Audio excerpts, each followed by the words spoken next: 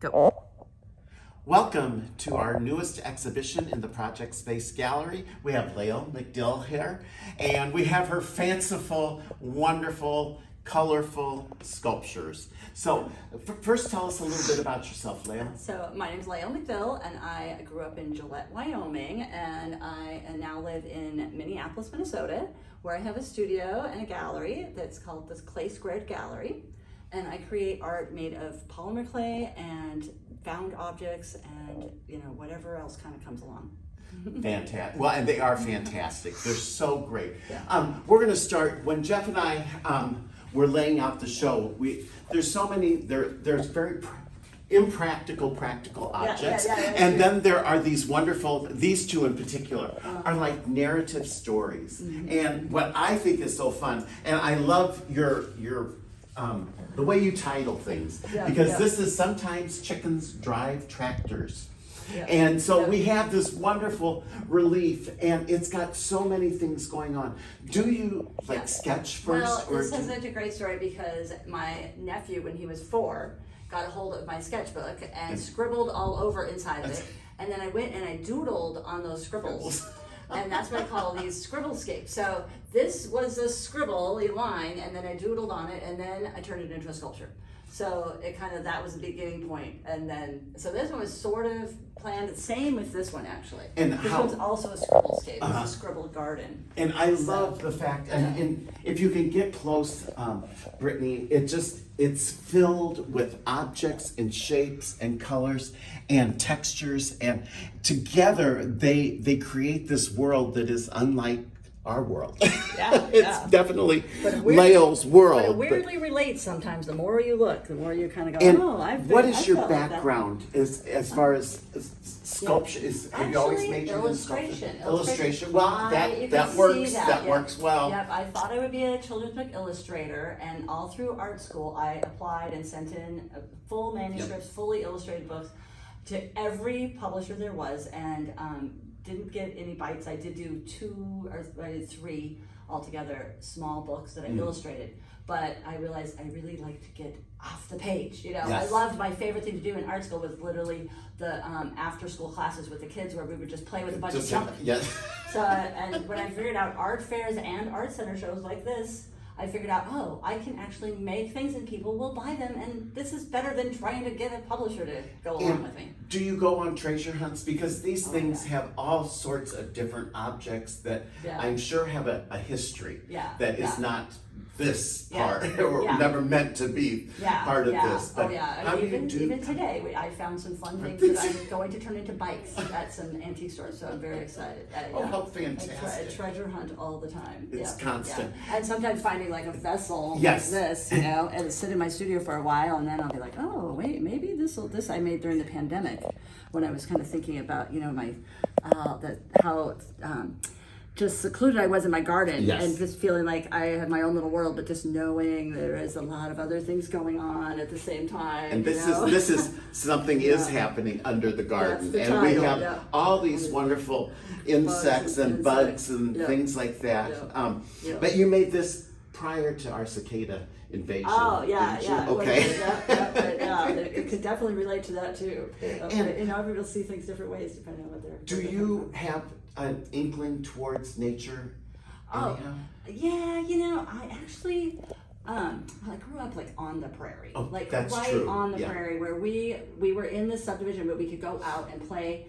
And I got to show you this piece. This reminds me of this piece.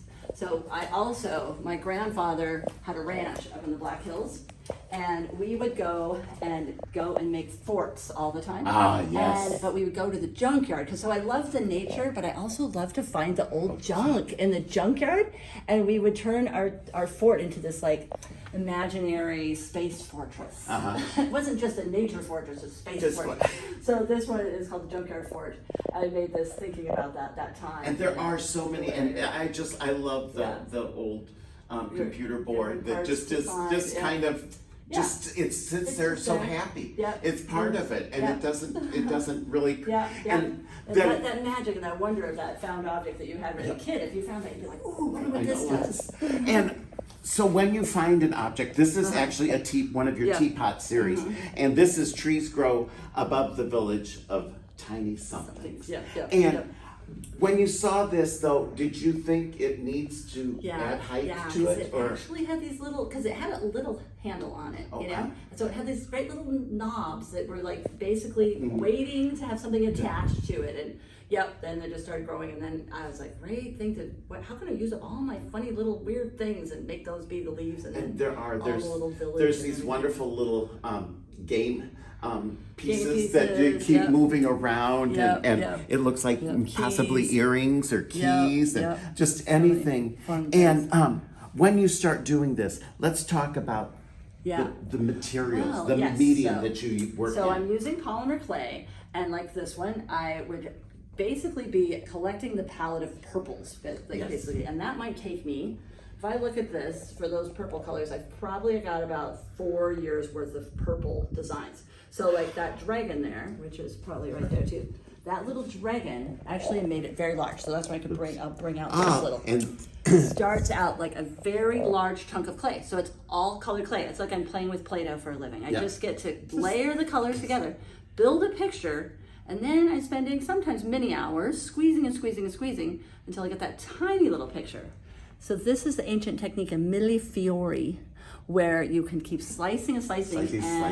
Then I have this palette of pictures. So when I go to make something like this, I'll be like, where's all my purples? And I'll just bring them all out and I'll make myself a little palette of all the colors that I'm planning on using. Or sometimes, like when I made this, I bet I just pulled from my scrap pile. So just endless scrap pile and just play with it. Different ways you can chop it up, different ways you can swirl it together, and let's see what happens.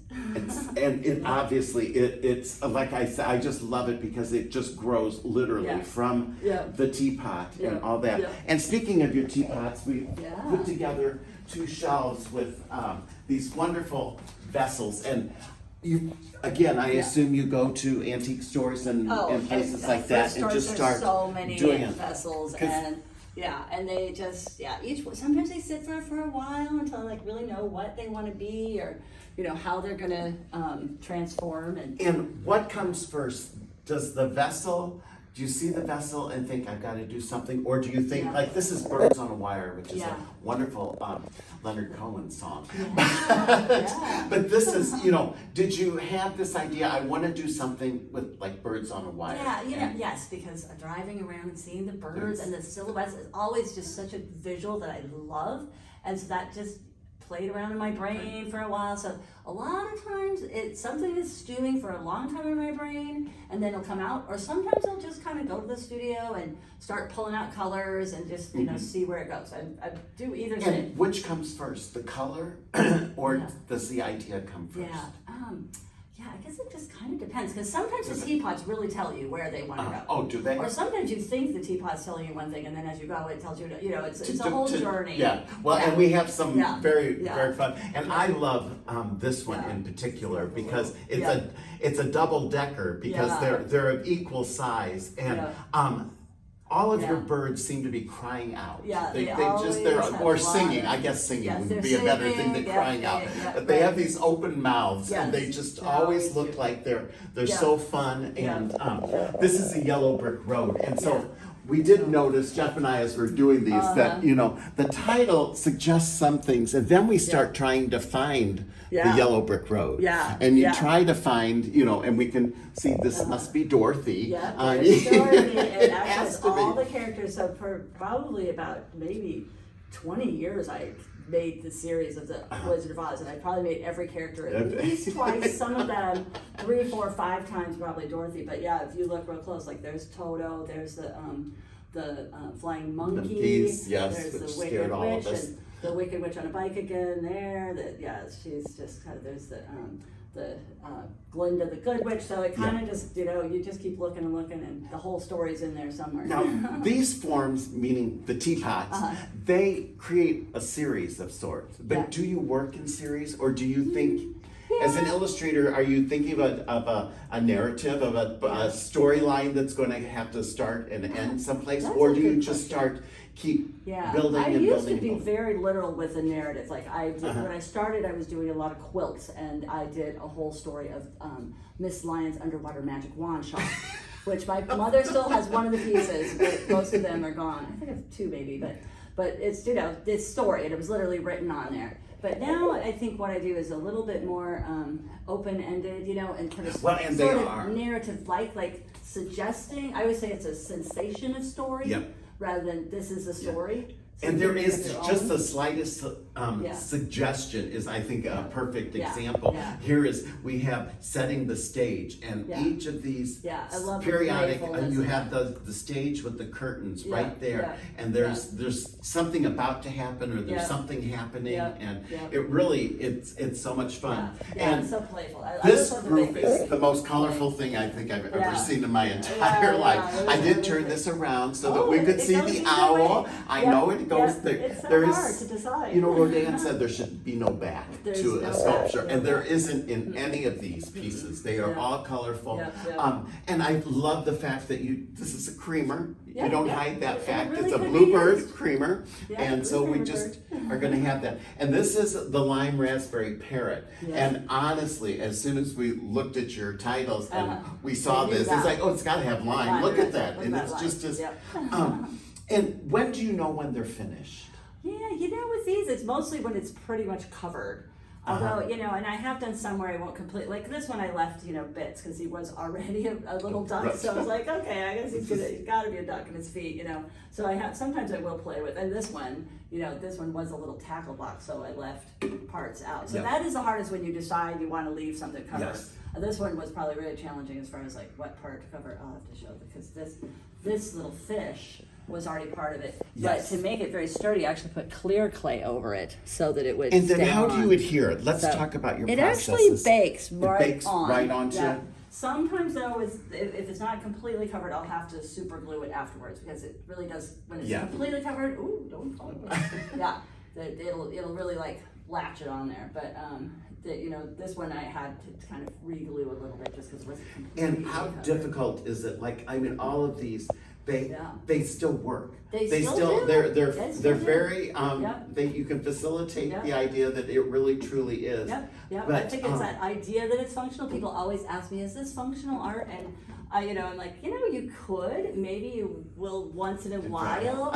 But my daughter actually has it's a butter dish shaped like a wolf. And I gave it to her probably pre-pandemic, like 2019, and we were just there, and she's still using it, still looking good. And so what I use it all the time. a dichotomous thing though. Butter dish and a wolf. wolf. How do you make those combinations work? That was actually her idea. And she's so you're open to ideas when you're doing this. And she's my oldest daughter, who has always been my art director. When she was little, as soon as she could talk, she would tell me what to make. So always very good art director. And the younger one was always the one that would want to make things. So both of them were a really good team to be hanging out with when they were little. And now they're still very creative and do you make sketches before or make sketches after? Usually. But ideas? I do love drawing. So like actually over here and you can see this we call these the muse, because one of them is actually literally titled Muse. But they're all these wonderful characters, and really I think stories, it really shows your illustration abilities. That there's wonderful ideas going on, and this one literally you could spend an hour here just trying to identify all the things I put in there. And how do you organize your studio? Well, I have junk jars. I love my junk jars, and I have a lot of drawers. So many treasure drawers. So it's a very just a cabinet of curiosities type place when you come in. I have like a jar of presidents. I have plastic presidents in a jar. I have a jar of arrows. You need to be working on that for this year. We have an election year. There's nothing. There's a piece in process with some presidents on it. So it's fun to play around with all and then when you do these relief type things, so like each one of these has this wonderful drawing that's really it's very sensitive, and it's but does that come before the rest of it? Usually that does come, because those are a lot of times when I'm traveling. This fairy was a bronze sculpture in the Louvre that I drew at the Louvre in person. And then so I do these sketches while I'm traveling, and then I'll kind of come back and I'll actually print it on a laser printer, and then it's kind of like silly putty. So I'm transferring it onto the clay. Yeah, so that's actually clay under there, and the color that's in there is the color of the clay that I just this really so you didn't interesting go back technique. in, and you don't have to go back in and No, I paint make this stuff. very random sheet, and then I lay it, exactly in Yep. the right, spot to make it work out. So I'll make those, and I usually have a little collection of all these little, and then some days I'll be just like, okay, what's the story with this piece? Let's build its whole, place to be, setting. I know people really want to know, how long does it take you to do one, or do you work on numerous ones at one time? Well, in some ways, because like when I'm making these, I am in some ways working on many pieces at once, because I'm making the parts. But I will focus just on this. Like I'll make this one and get this one done. And then when I'm coming to my studio, I've got all the parts, so I'll sit down and I usually just work on that one. Sometimes there's maybe a little bit of some smaller pieces happening at the same time, but usually I'm just like, this is the one I'm working on and get it done. But so I could say maybe a smaller piece like this I might do in a day, but then there's parts on there that I know I made that elephant in 2019. And so it's got things that, and there's the Munchkin image that goes back to definitely like 2004 or 5. There's not much of a Munchkin left, but it gets to get in there every once in a while. Every once in a while. There's stories and everything, and I think that's part of it. It piques one's curiosity, because you walk in here and you can't help but, especially against the white walls, you can't help but notice the color. But then as you get involved with the detail, you start creating your own ideas and your own, and this one is, a fairy of abundance, and this is not quite as bountiful as this one, though, I will say. It's so true. But it is. And now when I did, I'm like, abundance. Let's just go even further. But it really is fun, and we're so excited to have this for this month. The best part is that you'll be coming back the last weekend in September for the Fine Art Fair. And so people, if you see something here, she will have even more things and larger things and smaller things. And just so to the make sure you do come. We also have a workshop this Saturday, and then one we will have at the end of the month too. So check PeoriaArtGuild.org for all of that. Layl, thank you so very much. Thank you.